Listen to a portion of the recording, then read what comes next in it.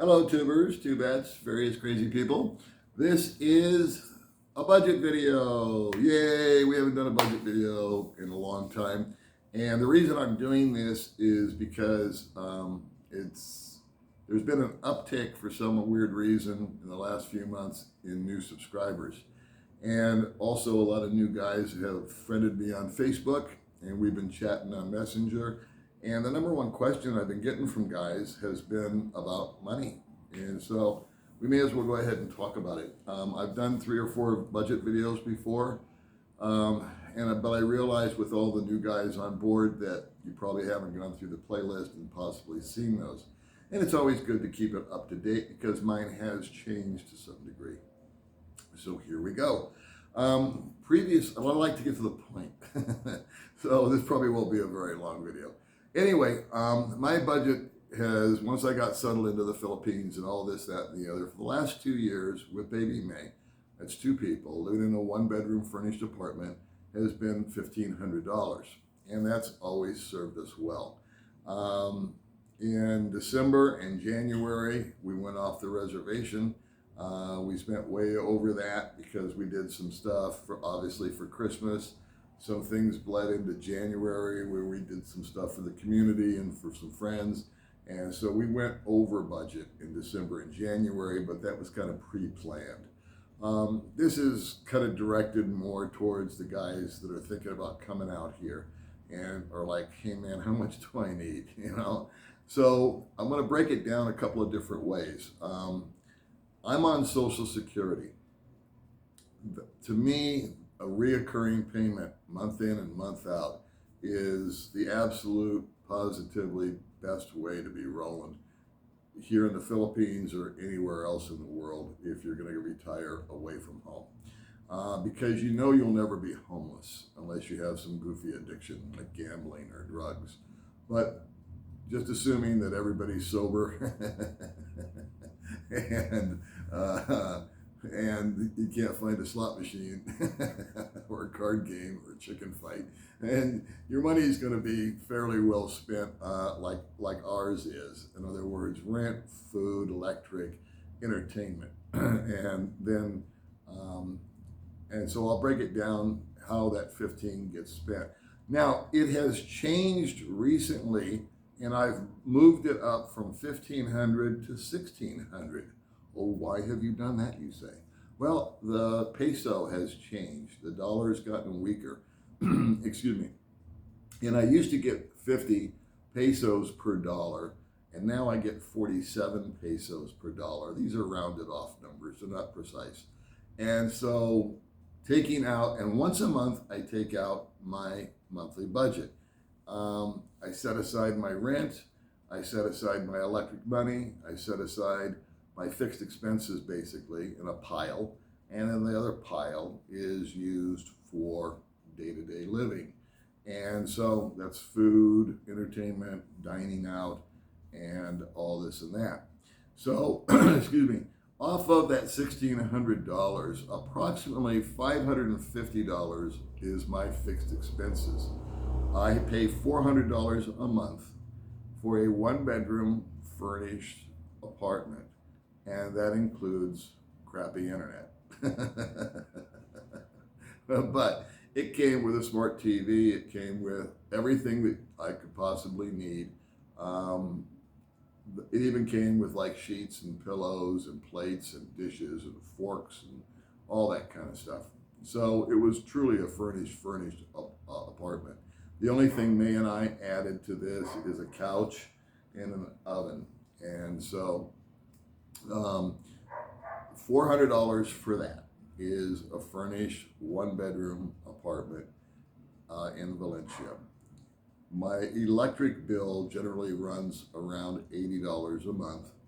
And what else am I trying to tell you about? Oh, water is only 200 pesos. That's a fixed deal, along with the rent. And then I have my phone, which is $12 a month, and something else that I'm forgetting. But it boils down to right about $500. And then I like to add $50 to that because there's stuff like gasoline that goes in the scooter an occasional oil change. What else? That's about it. So I've got my rent and my electric and my water and fuel for the bike and my phone, and that pretty much covers it.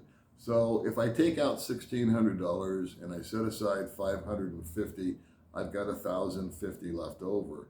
And that basically is to go down and stock up on food, go out for entertainment, and then that's really about it, guys. I don't know how to make it more exciting for you.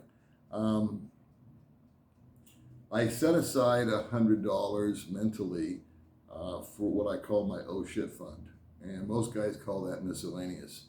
But my oh shit fund is because every month I go, oh shit, because I forgot that I've got to go down to immigration and renew my passport, or visa rather, and that's $30 or whatever it is for that month.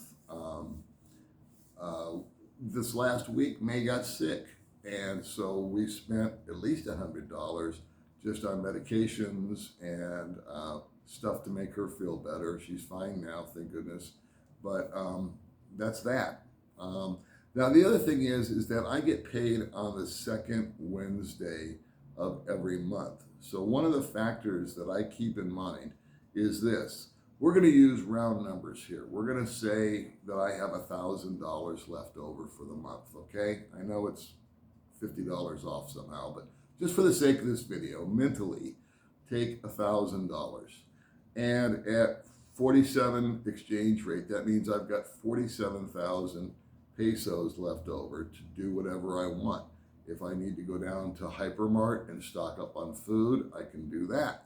If May and I want to go out to have coffee, which we do all the time, if we want to go to a movie, if we want to go out for pizza, if it's somebody's birthday and we need to buy them a gift, if baby May sees a cute bikini at the Okai Okai, we pull over and we buy that. And then there's all the miscellaneous knucklehead stuff that you got to get, like toothpaste and aspirin and all that jazz, shampoo.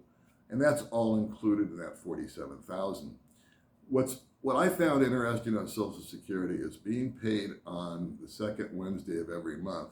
There is either 4 weeks, 28 days between my check, or 5 weeks, which is 35 days between my checks.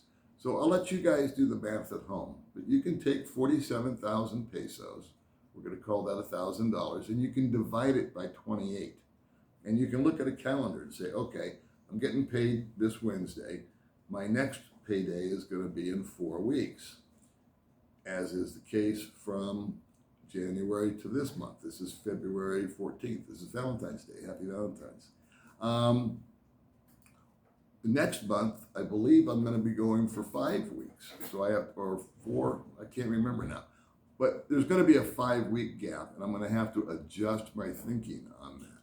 So take your $1,000, your 47,000 pesos, mine rather, and divide it by either 28 or 35, and that will give you a daily allowance of what you can expect to spend. So let's just again say for round numbers that out of the 47,000 pesos, I divide that by 35. I think that's, I don't know, I can do it on a calculator here. Let me do it real quick. So 47,000 pesos, 47, 1, 2, 3, divided by 35, we're going to say, is 1,342 pesos a day on a 5-week. And so hypothetically, I could put 1,300 pesos in my wallet and leave the house. And if I spend it, I spend it. If I don't, I don't. Now, I always take more cash than what I need when I leave the house because I never know what may or may not happen. I have found great value when I have bounced in someplace and I have found something that's on sale, especially food like chicken or I don't know, whatever we eat. And it's like buy one, take one, they have those deals. Well, I want to grab them. So I usually leave the house with about 10,000 pesos in my wallet.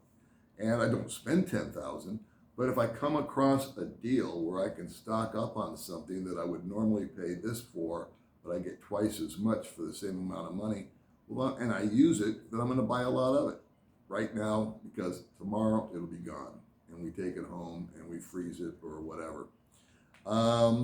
And that's kind of the budget, guys. How much money do you need when you first get here is another question. I think that $10,000 as a safety net would be a minimum that you would want to have in the bank, over and above what you would be spending for the first month at least. So the first month that you're here is going to be one of the most expensive months that you're here. It was for me. I shouldn't say you. I'm trying to relate this to myself. I had to rent a hotel room. I had to rent a scooter. I got lost. I paid too much for everything. People took advantage of me, from the truck driver to whoever. And I didn't know what was going on. And I think my first month here cost me around $2,300 by the time it was done. But let's just say in a perfect world that I came over here, I spent a month in a hotel, I budgeted say $2,000 for that. In the meanwhile, I was looking around for apartments. I found the apartment. Now I'm going to need to put up at least the first month's rent as a security deposit. So I would have to put up 20,000 pesos for this place, which I did, as a security deposit. And then when I moved in, I would pay another 20,000 pesos. So there's 40,000 pesos just to move in here. And I still want $10,000 set aside. So maybe $15,000 would be a good number to move over here with, and then have still your reoccurring income, which is your Social Security, your pension, your annuity, whatever it might be. Me, it's Social Security. Now, some guys get paid on the first of the month, every month, so there's 30 days, and that's how you do your calculation. So I wanted to cover that. I wanted to cover, and then setup fees. It so much depends on you. Maybe you want to rent a house and it's more money. Maybe you want to live more native. Maybe you want to live in the city. Maybe you want to live in the province. All those things are factors that I can't tell you about, because I just live here in Little Dumaguete in my little apartment and drive my gay looking scooter. Now, as far as stuff that you'll need in this apartment, I didn't need anything for the apartment per se, except my personal effects. You will probably want to buy transportation. I paid $1,600 for my scooter 3.5 years ago, I think it's been. That same scooter, I think, goes for about $2,000. So if I was to be coming back over here for the first time, I'd need to set aside first and last for an apartment, a couple $1,000. And how much would that be?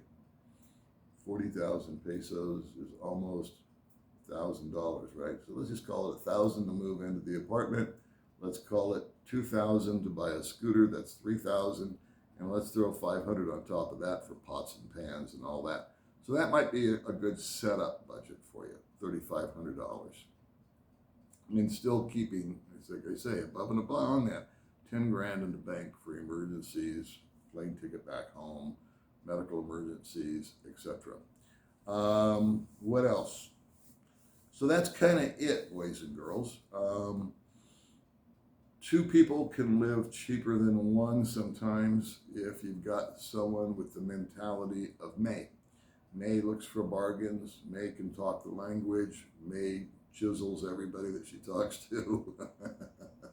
She always asks for a discount. And she cooks at home a lot.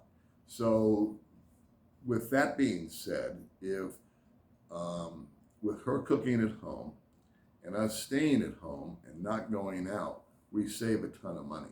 So if we go to Hypermart and spend $200 or $300 stocking up on food, and it's raining for a week, remember that $1,300 pesos a day that I've got to spend still? Well, that's just actually accruing. And so now I can go out on day 7 when the rain stops and I've got 7, 8, 9,000 pesos that I can spend, and you get the drill. So sometimes at the end of the month, I have extra money, and very rarely have I come short. Um, Transferring money. I use a system called Zoom. There's Zoom, there's TransferWise, there's Western Union, there's Remitly. I leave it up to you to check them out, set them up, and see which ones appeal to you the most. I will give advice. I don't normally give advice, but here's my advice.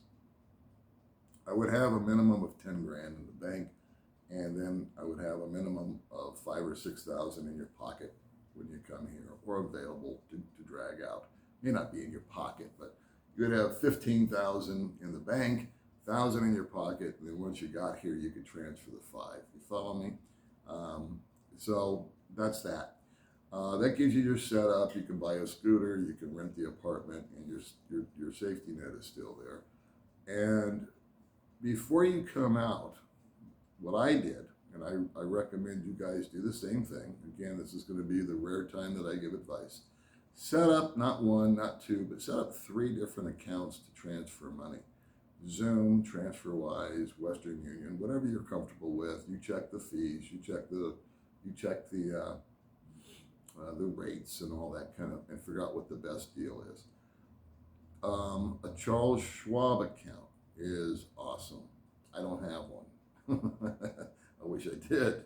But Charles Schwab, you can go and you can use a debit card at an ATM, and they charge you all these ridiculous fees. So one end for this and exchange rate for that. And for example, on my debit card from my bank, if I take $200 out of the bank, they charge me $12 is what it cost me to get 200, which is a crappy deal. I wish I had the Charles Schwab account, but I don't. I have to be in America to set it up. And if you're in America or Britain or Australia or wherever, I recommend that you do that prior to coming out. One other thing that I recommend is if you're a big boy, and by a big boy, I'll say you're a 36 waist or bigger, or if you're a heavier guy, I would bring a lot of clothes. I would bring a lot of shirts. I would bring a lot of whatever you like to wear, be it pants or shorts. I haven't worn long pants in over a year, but that's just me. I haven't worn a collared shirt in over a year, but that's just me. But bring your sizes and shoes. I won't speak, again, I can't speak about Manila or Cebu because I got a feeling that those places are a lot easier to shop. But here in Little Sleepy Dumaguete, it's very, very difficult for big boys to find their sizes. And that's regrettable. And I'm talking underwear, socks, shoes, all that kind of stuff. There's one option called a Balikbayan box that you can ship over here if you want to fill that up, if you don't want to bring a lot of luggage. But I brought one suitcase and a backpack, and I would have changed that. I would have, but here's the anomaly: is I didn't know if I was going to stay or not. I came out here and gave myself 6 months, so I didn't want to bring a bunch of crap with me because if I was going to leave, now I got to bring all this crap with me to the next place. I figured before I came out here that once I got here, I could just go out and buy a bunch of new clothes. That was my plan. You want to make God laugh? Tell him your plans. I couldn't find anything to fit me. So, because I'm a fat guy. So that being said, that would be the advice that I would give you. Guys have asked me, can I live here on $1,000 a month? And the answer is yes, but you just have to dial it back.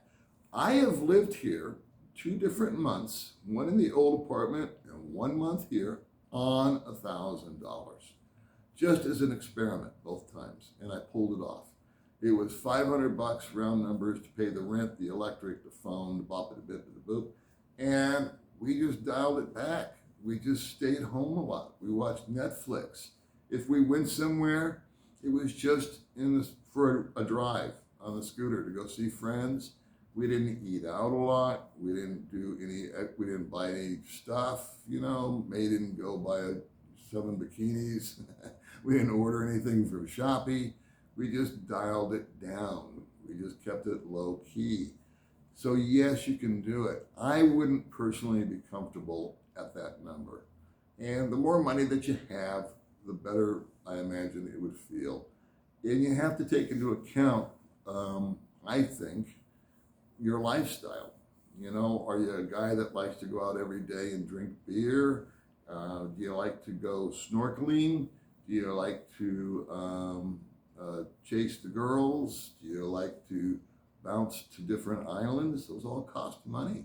And so you would need to budget for that.